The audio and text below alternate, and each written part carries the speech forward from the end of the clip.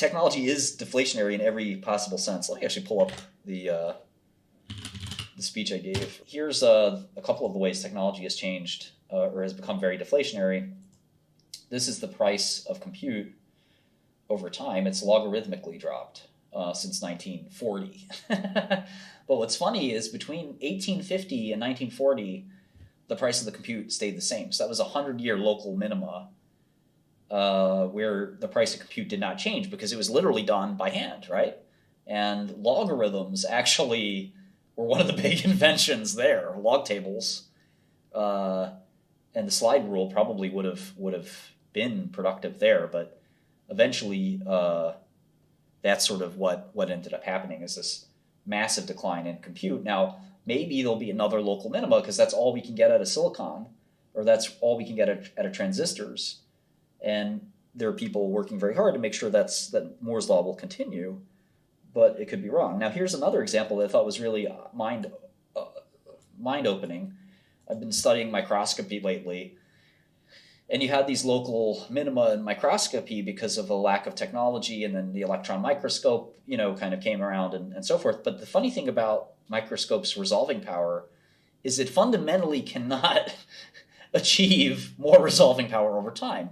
Now, I had to do a double take on that because I kind of smirked to myself and said, well, why not? Maybe we can see subatomic particles clearly. Maybe we can see quarks clearly. Maybe we can see whatever quarks are made of clearly. Maybe we can see Planck constant clearly someday. I don't know. I think that it boggles my mind to even think about it, but maybe that can continue as well. But I would think there's going to be a lot of local minimum or an asymptote there where you just can't do any better. If you look at this bottom left one, this is the price of sending a message on the internet. This wasn't a very good data quality set, but you could see the deflation as well. Costs less and less to send gigabytes around the web. I used to stay up all day and all night downloading on FTP servers MP3 files. And it would take me sometimes hours and hours to download one album. It was worth it, to me at least.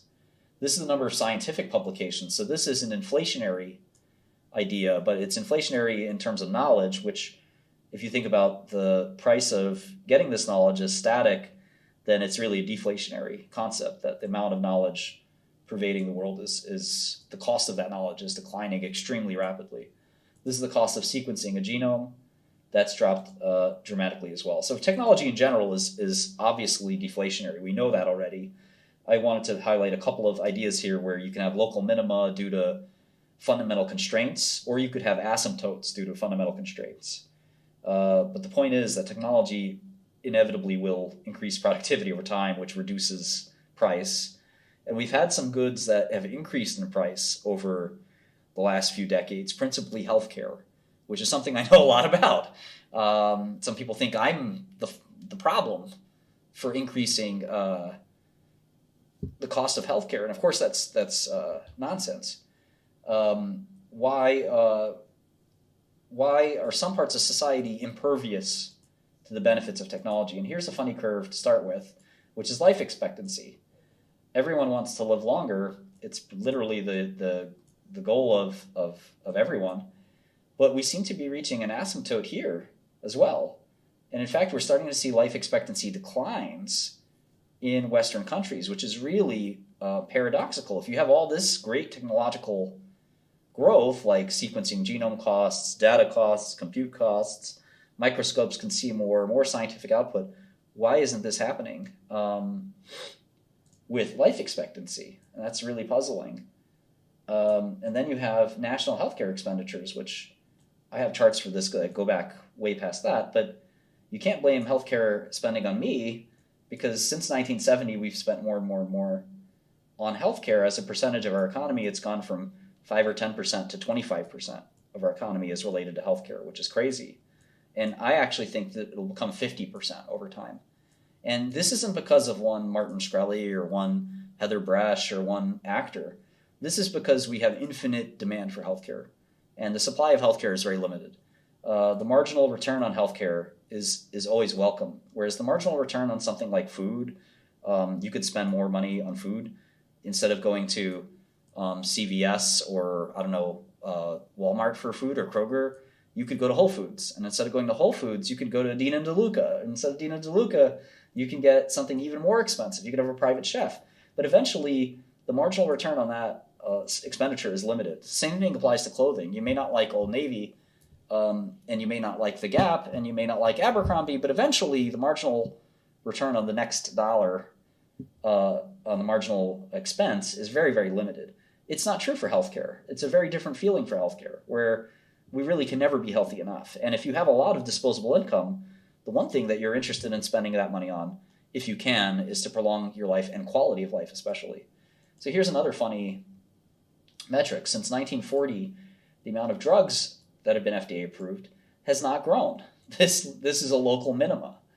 And I'm not, as much as I'm a libertarian and an generally anti-regulation, anti-government person, this isn't the FDA's fault. This is a systemic problem where it's very hard to come up with new medicines. And you would think we would break out of this bottleneck and we'd have 50, then 100, then 200 new drugs approved every year.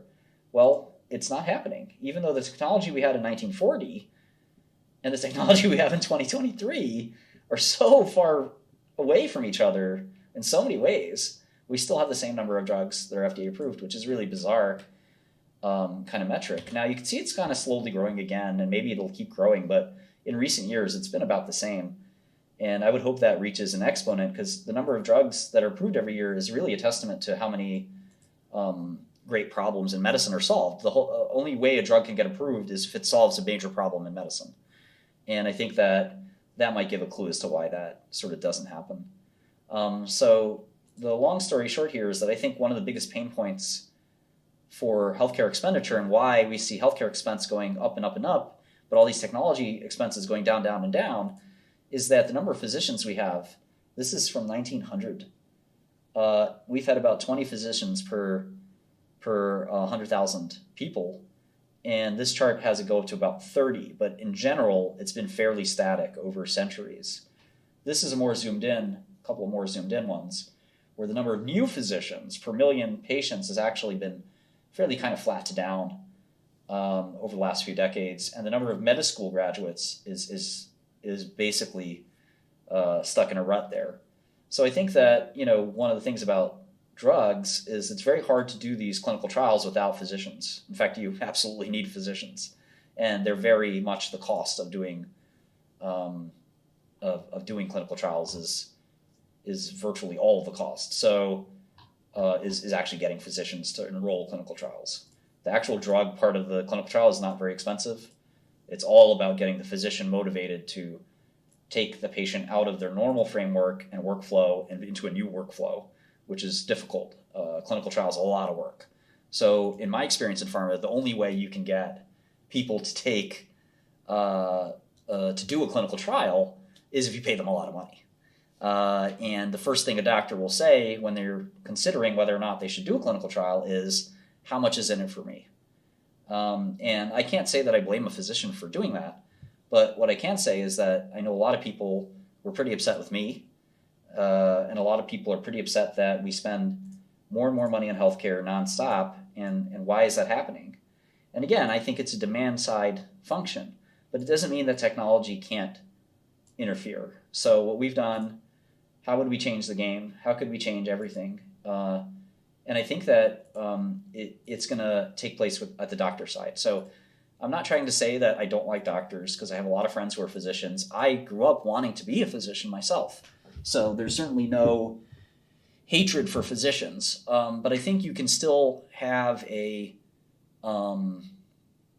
sober, analytical kind of, inconvenient kind of truths to this that are worth mentioning without necessarily making an enemy of any doctor, which is not my goal.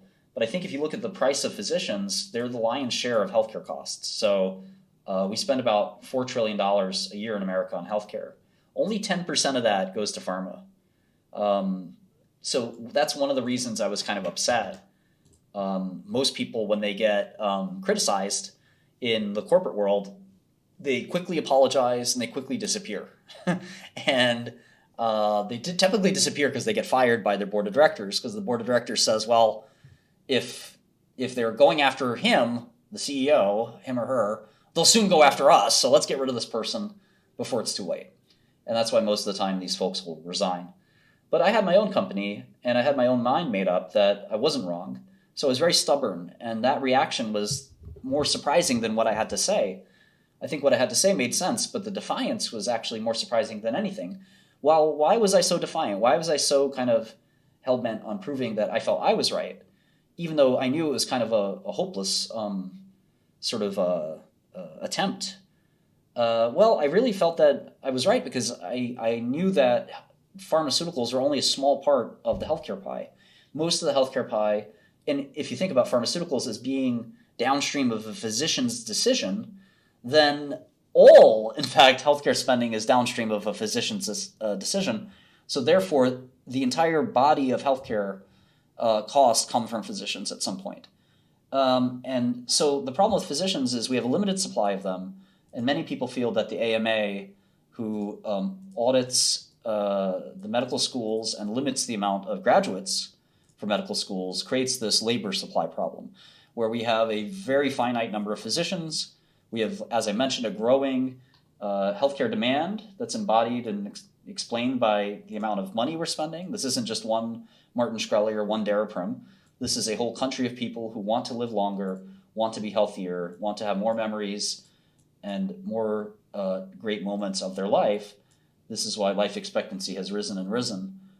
We strive for this, and there's nothing wrong with that. I think it's great.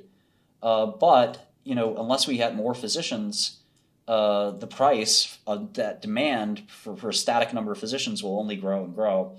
And it's no secret the doctors make about 5 times the average income in America.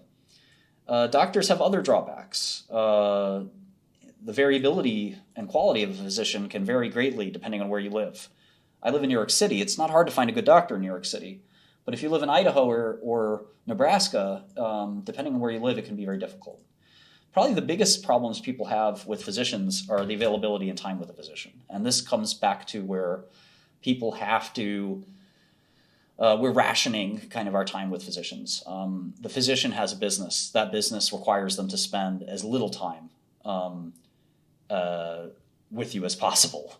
And I think that's a really difficult thing to watch, given it's frustrating to go to a doctor basically and get 5 minutes with a physician. I think that everybody knows that feeling, right? There's that's been to a physician and gotten all the attention and all the time they've needed, maybe unless you're the CEO of JP Morgan or something. Most of the time the physician is rushing you out of the door.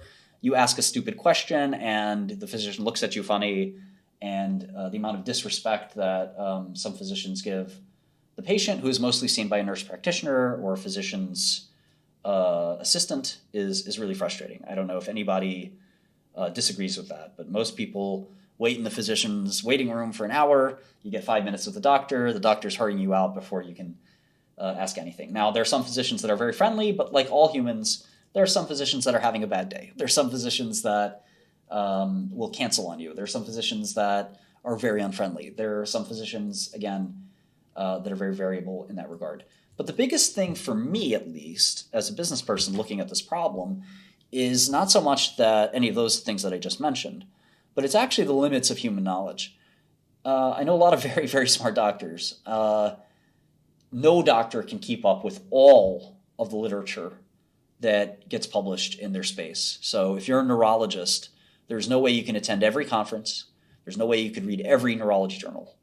Until now, I think that a synthetic physician, an AI physician, can change the game for healthcare costs. I think if we can take healthcare costs of $4 trillion in America and many trillions more outside of America, and I think we can cut that cost dramatically by introducing an artificial intelligence physician. So I think that we're looking at a computer that could process every single paper that comes out in their specialty. We're looking at a computer that can treat 1 million patients at the same time for very, very little cost. We're looking at a computer that'll answer any question you have at any time, no matter what, no matter when, in any language. And will treat you with respect and kindness no matter who you are. So I think that this invention is going to be one of the biggest sort of benefits of AI that I can think of. And I noticed Mark Andreessen and 𝗤𝗏𝗍, who we were talking about earlier, mentioned the same thing on Twitter. And so what we've done is we've invented it. And it'll be out relatively soon. This is what it looks like. It's just a basic back and forth on a website where you can chit-chat with a doctor. It's, of course, not an actual human physician. This is a tool that we created using some of OpenAI's technology, but some of our own as well. It's very difficult, in fact, to do this correctly. We called it for now Dr. Gupta. We're going to probably have a different name in the long run, but Dr. GPT is the name. So we figured Dr. Gupta is pretty close. The other name we have is Dr. Lim. So Dr. Lim is LLIM, so this large language model. And so when you talk to Dr. Gupta or Dr. Lim, you have all kinds of other doctor personalities that are different specialists. So Dr. Gupta can forward you to a cardiologist, Dr. Goodman, and so forth and so forth. So I think that a lot of, over time, we can see doctors or synthetic doctors replace not 100% of human doctors, but even if we can replace 5% of doctor time spent, or increase the utility of and knowledge of patients in healthcare, I think we can see an enormous explosion in patient satisfaction, which is something that doesn't kind of compute mathematically very easily, but it's very important to all of us. I think we can see certainly a huge cost savings, and instead of all of those costs going up and up and up that we see in healthcare over and over again that we complain about, it's time for somebody to do something about it. Maybe it's ironic that it's somebody like me, but I think that I want to see the cost of healthcare drop the same way the cost of compute has dropped, logarithmically. This isn't a linear curve. This is a logarithmic curve. So this means that the cost of compute has dropped, oh my gosh, 2, 4, 6, 8, 10, 12 zeros. That's not, the cost of compute has dropped 99.9999999%. Why can't the cost of healthcare do that? That's kind of the question that I'm asking. If people, that's what people want, then I'll work hard to get that out there. I was under this impression, kind of false impression. And again, it might be just my weird personality and neuroatypical focus on things that people love new medicine and people revere the pharmaceutical industry. Clearly, it's not the case. People want lower costs. People want innovation faster and cheaper. And I think that's something the pharmaceutical industry and the health industry in general has taken and sort of ignored and taken for granted. So I think that we're going to see a revolution with these kinds of things. So does it work? That's the most important question. And so right now, this BioBERT, which was generated by Microsoft, all the way up to FlanPalm, which was generated by Google, gets around a 70% score on the boards, the USMLE exam. A great doctor gets around a 90. A passing score is in the high 60s. So right now, this product can basically get a passing score on the MLE. I think that over time, these products can actually beat physicians. So some people are asking about regulations, including HIPAA. I think that if you think about one of the most, and some people have asked me in person about things like malpractice. Will somebody sue your app for malpractice? Well, I think that over time, a good analogy is actually self-driving cars, where you have the amount of civilian deaths due to traffic accidents around 50,000 per year in America. Self-driving cars may take that number down to, say, 10,000. Let's say if self-driving cars are automatically required tomorrow. There are two types of people. The first type of person will say, wow, what an amazing technology. It made the number of deaths decline by 80%. What a godsend. Thank goodness for this company that made that, or these companies, or what have you. But the second type of person is a cynic who would say, self-driving cars killed 10,000 people. And you have to decide in life which one of those types of people you are. I've decided very clearly that I I'm the first type of person, and I think there are a lot of people that out there that are the second type of person. I do think that an AI physician will not be perfect, but as Maddie is saying here, the medical mistakes by physicians cause quite a bit of deaths. If you've ever gotten a prescription from a physician that said sildenafil and you got a fill of your prescription for something that sounded similar but wasn't exactly this drug that you asked for, sildenafil, of course, is Viagra. But there are many drugs that have very, very similar names, and a physician's handwriting is notoriously poor. There are mistakes that doctors make too. And I loved it when the OpenAI president said, GPT-4 isn't perfect, but neither are you. And he quickly moved on to the next topic. And I think that that's absolutely right. In fact, I think that AI physician will be smarter than most physicians and certainly have the capabilities. Right now, that's not true. Right now, Dr. GPT that we've invented is okay. But remember, it's not all about, can you beat Dr. Jones down the block? It's about, if I'm curious about the way asthma works at 2 a.m., can I message somebody and get a human answer that feels like a human answer? Or do I have to troll through WebMD? Do I have to troll through all of these, resources that I don't know if they're any good? I don't know how to read them, and I can't ask it to explain it to me like I'm 5 years old. Some of these things are fairly complicated.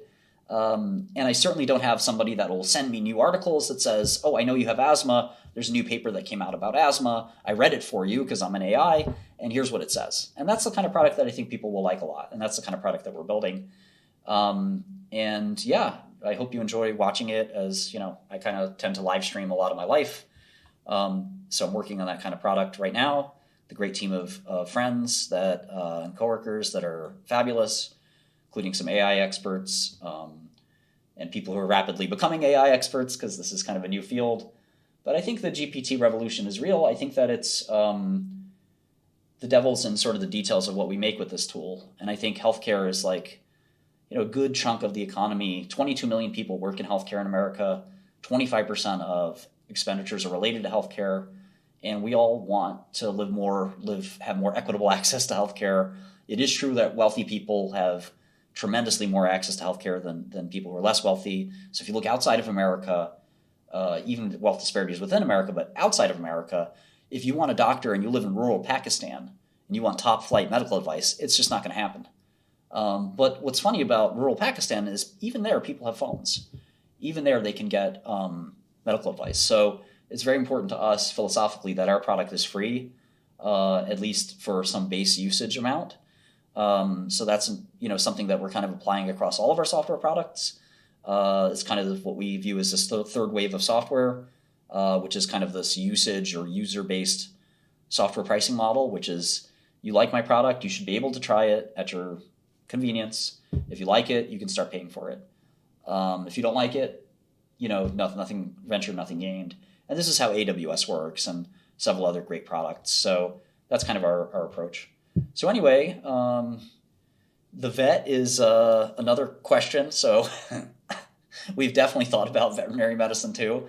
I think that as we get multimodal models, there's nothing stopping computers from being able to actually examine you physically, which is really a crazy thought, but I don't see why it wouldn't be possible. I made some jokes about this on Boys Cast, a little comedy podcast I join in sometimes on. And, aside from the comedy, I do think that it's very realistic that, in fact, a good amount of, say, dermatological visits can be abstracted. It costs about $300 to get a physician to see you through telehealth. Our product will be somewhere between free and a fraction, and I mean a fraction, like 1/10 of that or 1/20, 30th of that, for what I view is basically the same result. So if that can cut healthcare costs by a significant amount, maybe that's the penance I can pay to society. Of course, I'm still a dyed-in-the-wool capitalist that's hoping to make many billions of dollars from this, and I'm looking forward to that. But I do think that there's a lot of opportunity with with this. I do think the other big space is probably law, where we're going to see AI lawyers pretty quickly here. We're already using the product ourselves on stuff like that. So in any event, I hope that was helpful. That's the basic pitch.